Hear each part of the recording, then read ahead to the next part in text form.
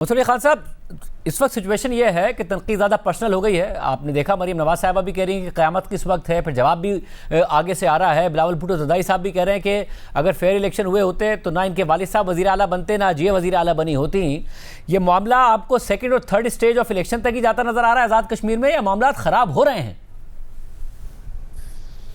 जी शाहजेब साहब, मेरा ख्याल में ये मुमकिन ही नहीं है। इन दोनों को पता है इस बात का कि हमारा सर्वाइवल जो है वो इकट्ठे साथ चलने के ऊपर ही है। जब इलेक्शंस का माहौल आता है तो एक दूसरे के खिलाफ जो है ये लफ्जी गोलाबारी जो है वो शुरू होती है। गिलगित बल्तिस्तान के अंदर भी हमने देखा मामला, वहाँ पे भी जो है लगा ऐसे कि पॉइंट ऑफ नो रिटर्न तक जो है वो पहुँच गए हैं, लेकिन उसके बाद जो है वो उस वक्त वज़ीर आज़म ने अपनी एंट्री की और चीज़ें रिजॉल्व हो गई। यहाँ पर भी मुझे लगता है कि मामला जो है वो, क्योंकि ये इंप्रेशन बहुत ज़रूरी है वहाँ के वोटर को, आम पब्लिक को ये इंप्रेशन नहीं जाना चाहिए कि जनाब ये दोनों तो बेसिकली एक ही थाली से खाने वाले लोग हैं। ऐसा नहीं हो सकता कि जनाब इनमें कोई इख्तलाफ हो, चाहे शक्ल पीपल्स पार्टी की हो, नून लीग की हो, पीछे से ये सारे एक ही हैं। सो मेरे ख्याल में इसलिए भी सिर्फ पब्लिक कंजप्शन के लिए जो है वो इस वक्त एक दूसरे के खिलाफ ये बयानबाजी जारी है और सियासतदान इन चीज़ों को माइंड नहीं करता। मैंने खुद बिलावल भुट्टो और मरीम नवाज साहबा को आपस में कोऑर्डिनेट करते हुए माजी के अंदर भी देखा है। एक ज़माने में एक दूसरे के खिलाफ बहुत बयान देते थे, लेकिन उसके बाद एक दूसरे को बहन भाई का दर्जा भी देते रहे हैं। सो यहाँ पे मेरे ख्याल में पब्लिक के लिए जो थिएटर एक लगता है पॉलिटिकल थिएटर पाकिस्तान में, उसके लिए ये बयानात होंगे। जैसे ही ये 3 मरहले ख़त्म होंगे इस इलेक्शन के, मुझे लगता है कि उसके बाद चीज़ें बिल्कुल नॉर्मल हो जाएंगी। मुनीब, आप बताएगा, रियासत से भी शिकायत कर रहे हैं बिलावल भुट्टो ज़रदारी कि रियासत को फैसला करना है कि उन्हें नून लीग का फ़ायदा अजीज़ है या फिर मुल्क का फ़ायदा ज़्यादा अजीज़ है। इस वक्त उनके बकौल ऐसा लग रहा है कि नून लीग का फ़ायदा ज़्यादा अजीज़ है। देखिए, बिलावल साहब का गिला अपनी जगह दुरुस्त होगा और उनको ये गिला अब से नहीं है, काफी अर्से पहले से है। चाहे मामला 26वीं आईनी तरमीम हो और दीगर मामलात हो, बिलावल साहब को ये जो पेंडुलम है पाकिस्तान की मुक्तदरा यानी एस्टैब्लिशमेंट का, जिसे वो रियासत कह रहे हैं, खैर अब तो वो रियासत को कोई नया माना दे रहे हैं, लेकिन उनको इस पे पहले ये एतराज है कि ये पेंडुलम एक साइड पर झुका हुआ है। ये पाकिस्तान मुस्लिम लीग नून की बहुत फेवर में झुका हुआ है। लेकिन बात यह है कि ये पूरा निज़ाम जिस तरीके से शाहजेब साहब मैन्युफैक्चर किया गया है, इसमें पाकिस्तान पीपल्स पार्टी एक सिग्नेटरी है और जनाब जरदारी साहब, प्रेसिडेंट साहब इसका बिल्कुल हिस्सा है और वो इस निज़ाम के लिए लाज़िम व मलज़ूम है। बट प्रॉब्लम ये है कि बिलावल साहब की भी एक नेचुरल एस्पिरेशन है आगे चलकर, वो भी चाहेंगे कि वो पाकिस्तान के वज़ीर आज़म बने। He checks all the boxes, former foreign minister हैं, did a great job as foreign minister, उनकी पेडिग्री भी है। जरदारी साहब भी ये चाहते हैं कि वो मुल्क के वज़ीर आज़म बने, दैट्स वेरी नेचुरल। लेकिन इस वक्त जो मसला है वो ये है कि जो आज़ाद कश्मीर के अंदर एक खास सूरत हाल पैदा हुई है। मैं खबर तो इस हवाले से आपको कंफर्म कर सकता हूँ खबर के तौर पर कि पाकिस्तान पीपल्स पार्टी के मौक़िफ़ से, जनाब बिलावल भुट्टो ज़रदारी साहब की तकारीर से कुछ इतनी खुशी की लहर नहीं दौड़ती इस्लामाबाद या पिंडी के चंद अहम मकामात के ऊपर, और वो इतने कंफर्टेबल नहीं होते खास तौर पर सेंसिटिव मामलात को लेकर। ऑल्दो बिलावल भुट्टो ज़रदारी साहब फॉर्मर फॉरेन मिनिस्टर हैं, प्रेसिडेंट साहब मौजूद हैं प्रेसिडेंसी में, उन्हें पता है कि सूरत हाल कितनी सेंसिटिव है। लेकिन पाकिस्तान की जो एस्टैब्लिशमेंट है उनका जो मेरे ख्याल में मौक़िफ़ है वो सिर्फ PMLN एंडोर्स कर रही है और शायद वो पाकिस्तान पीपल्स पार्टी से इस हवाले से कंफर्टेबल नहीं है।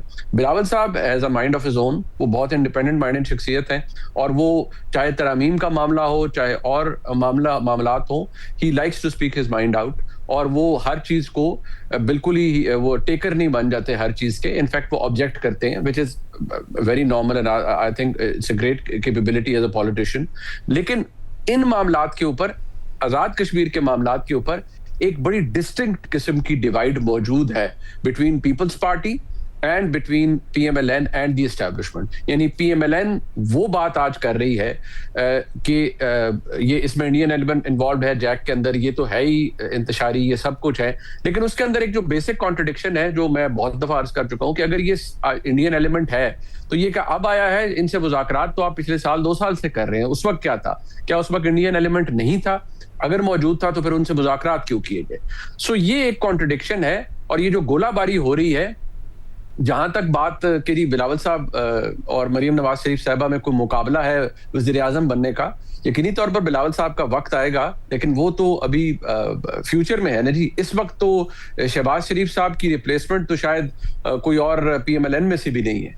और मुझे ये बताएगा कि इस निज़ाम को 4 साल हो गए हैं। अब हमें नज़र आ रहा है कि बलूचिस्तान, खैबर पख्तूनख्वा, वहाँ पर हमें अनरेस्ट नज़र आता है, साथ साथ हमें आज़ाद जम्मू एंड कश्मीर में हमें प्रोटेस्ट नज़र आता है। निज़ाम की जड़ें उतनी मजबूत हैं या निज़ाम कहीं ना कहीं कंट्रोल खो रहा है?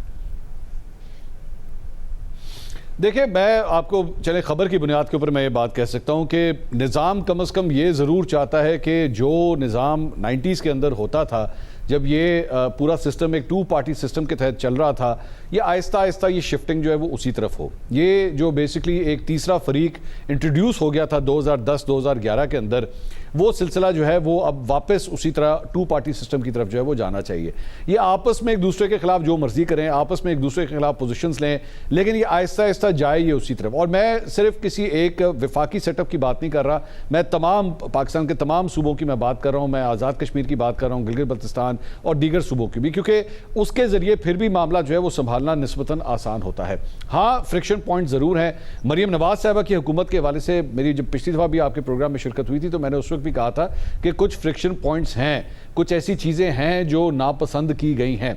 और मुझे लगता है कि शायद बिलावल भुट्टो जरदारी साहब को भी इस बात का एक शक ज़रूर है कि there is something wrong somewhere, क्योंकि सारी चीज़ें जो हैं वो बिल्कुल इतनी स्मूथ नहीं हैं। और मैं पंजाब की हद तक कम से कम आपको ज़रूर बता सकता हूँ कि कुछ चीज़ें जो है वो माइक्रोस्कोप के अंडर इस वक्त ज़रूर आई हुई हैं, और इसकी हीट जो है वो मौजूदा पंजाब गवर्नमेंट भी महसूस कर सकती है। और इसकी वजह से ये एक्टिविटीज़ भी अपनी आप नोट कीजिएगा, मैं आपको अभी की भी बात बता रहा हूँ, आइंदा आने वाले चंद महीनों की भी बात बता रहा हूँ कि अपनी एक्टिविटीज़ को जो है वो तेज़ किया जाएगा। दूसरा, जो 5 अगस्त को पाकिस्तान तहरीक-ए-इंसाफ, और आज ही ये खबर आई कि जनाब JUI-FA और पाकिस्तान तहरीक-ए-इंसाफ भी अब काफ़ी हद तक करीब आ गए हैं, तो इसलिए भी मौजूदा जो सिस्टम है वो इन दोनों जमातों को ये मजबूर करेगा कि ये दोनों एक दूसरे का साथ ज़रूर दें, कम से कम इस सिस्टम को आगे चलाने के लिए। लेकिन पब्लिक इंप्रेशन के अंदर जो है वो कम से कम ये ज़रूर आना चाहिए कि दोनों एक दूसरे के बहुत ज़्यादा मुखालिफ हैं। लेकिन जिस तरह मैंने शुरू में कहा था, मुझे लगता है कि मामला जो है वो सिर्फ इस इलेक्शन की हद तक ही है, इससे ज़्यादा नहीं है। हाँ, मरियम नवाज साहिबा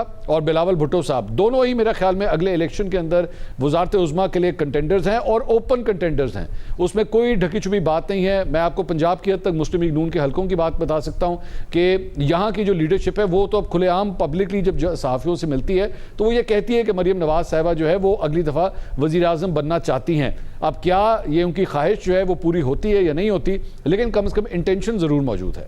और मुनीब, ज़ाहिर इल्ज़ाम लगा रही है पाकिस्तान पीपल्स पार्टी नून लीग पर कि वो रियासत की ज़्यादा फेवरेट हो गई है, और रियासत से भी शिकवा कर रही है इस हवाले से। फॉर्म 47 का ताना भी नून लीग को दिया जा रहा है। जिस तरीके से ये निज़ाम खड़ा है, नून लीग को अगर फॉर्म 47 का फ़ायदा हुआ तो फिर आगे से जवाब आता है कि जी आपकी बलूचिस्तान में हुकूमत बनी, आपकी गिलगित बल्तिस्तान में हुकूमत बनी, चेयरमैन सेनेट आपको मिला, सदारत का ओहदा आपको मिला, फिर उन्हें जवाब का ताना आता है कि जी आपको वजारत उज़्मा मिली, आपको वजारतें मिली। कोई तीसरा फरीक इन दोनों को ताना दे, वो तो समझ में आता है, एक दूसरे को ताना दे सकते हैं इस निज़ाम के अंदर? मेरे ख्याल में ये भी एक बड़ी अजीब सी सूरत हाल है शाहजेब साहब, क्योंकि देखिए दोनों को पता है अगर ये फॉर्म 47 है और इसकी लेजिटिमेसी के इतने मेजर इश्यूज हैं तो जनाब जरदारी साहब इस निज़ाम का हिस्सा ना बनते। जब इमरान खान साहब की हुकूमत गिरी तो बाजबात सारे मौजूद थे, और उस वक्त की एस्टेब्लिशमेंट ने इमरान खान साहब की हुकूमत को उनका जो इत्तेहादी थे उनको कहा कि आप इमरान खान का साथ छोड़ दें, उन्होंने छोड़ दिया, और फिर वो रेत की दीवार साबित हुए और उनकी हुकूमत गिर गई। PDM 1 के अंदर जो भी कॉम्पोजिशन थी वो उसको आशीर्वाद हासिल थी पाकिस्तान की एस्टेब्लिशमेंट की। जब 2024 के अंदर इंतखाब हुआ तो उसके अंदर भी जो भी अरेंजमेंट हुआ, तारीख के मुतनाज़ा इलेक्शन में से 2024 का इलेक्शन गिना जाता है, बल्कि मैं समझता हूँ मुतनाज़ा तरीन इलेक्शन है। तो उसके बाद जो भी कॉम्पोजिशन बनी, पाकिस्तान पीपल्स पार्टी ने खुद को वजारतों से दूर रखा। अगर वो इस निज़ाम को बिल्कुल ही इलेजिटिमेट गर्दानते थे तो फिर आईनी ओहदे भी लेने नहीं बनते थे। लेकिन जब आप इस निज़ाम का हिस्सा बन गए हैं तो फिर आप लोगों की जो मैं कहूँगा जो नेशनल इंटेलिजेंस है, कम से कम उसको टेस्ट ना कीजिए। लोग जानते हैं कि आप भी इस निज़ाम का हिस्सा हैं, अगर आप मुस्लिम लीग नून को एक धांधली ज़्यादा इलेक्शन के नतीजे में इक़्तिदार में आई जमात समझते हैं, तो आपने उनको सहारा दिया, सपोर्ट किया और खुद भी फायदे लिए। ये बात जनाब बिलावल भुट्टो जरदारी साहब को भी पता है, प्रेसिडेंट साहब को भी पता है। और दूसरी बात यह है कि खाली ये कह देने से कि हम फेडरल कैबिनेट के अंदर नहीं है, ये इंप्रेशन नहीं दिया जा सकता कि आप इस निज़ाम का हिस्सा नहीं है। पीपल्स पार्टी इस निज़ाम का हिस्सा है।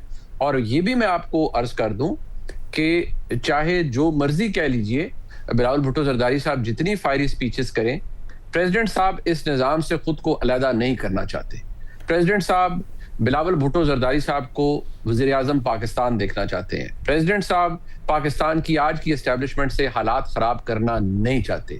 लेकिन जो इस वक्त सबसे बड़ा मसला पाकिस्तान पीपल्स पार्टी के लिए है, वो ये है कि इस वक्त पाकिस्तान की एस्टेब्लिशमेंट की क़यादत, उनकी बहुत ज़्यादा जो कोऑर्डिनेशन या एक जो वर्किंग रिलेशनशिप है बहुत बेहतरीन है with the current prime minister जनाब शहबाज शरीफ साहब, और उसमें अभी तक कोई दरार महसूस नहीं हो रही। और मैं ये भी अर्ज कर दूं आपको कि पंजाब की हद तक जो मामलात हैं, उनका ताल्लुक, अगर कोई चीज किसी जगह पर किसी को कोई फ्रिक्शन नजर आ रही है, उसका ताल्लुक मरियम नवाज शरीफ से नहीं है।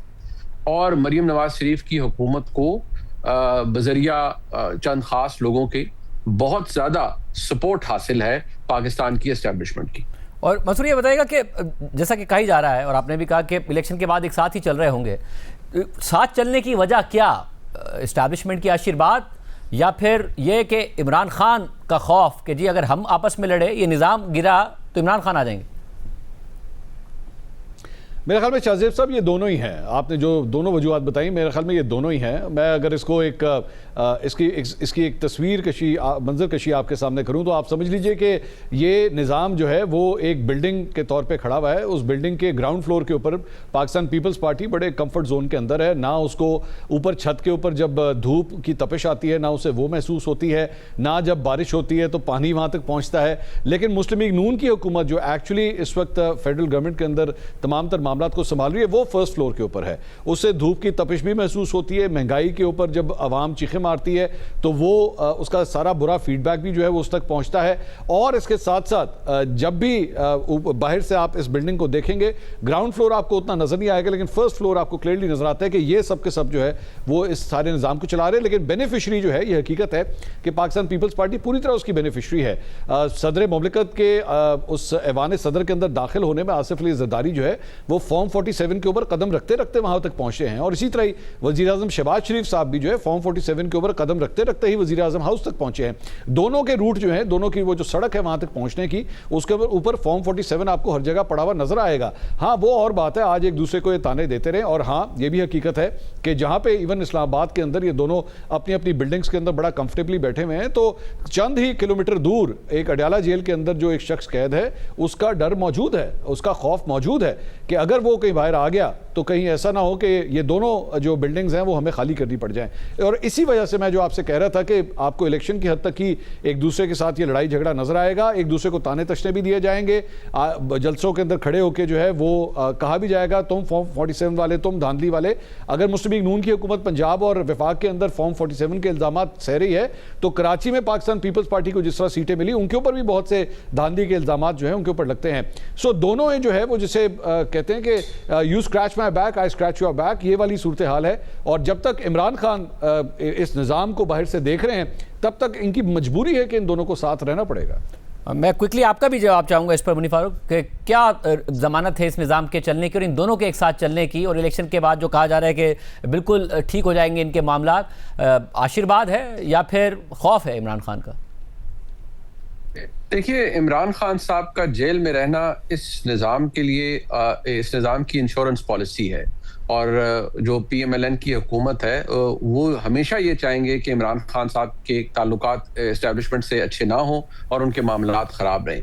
लेकिन जितना दूर पाकिस्तान की इतनी बड़ी सियासी जमात इमरान खान साहब की, इमरान खान साहब खुद और ये एस्टेब्लिशमेंट जा चुके हैं, मैं नहीं समझता कि इतनी जल्दी वापसी मुमकिन है। लेकिन हमारे मुल्क में हालात तब्दील भी हुए हैं, मामलात तब्दील भी हुए हैं, कुछ भी हो सकता है आगे जाकर। लेकिन फिलहाल इमरान खान साहब का खौफ तो मौजूद मौजूद है, हर एक के अंदर इन सियासी जमातों में मौजूद है, लेकिन उनका वापस आना, निजाम के अंदर वापस आ जाना, ये फिलहाल थोड़ा खारिज इम्कान ही करार दिया जा सकता है।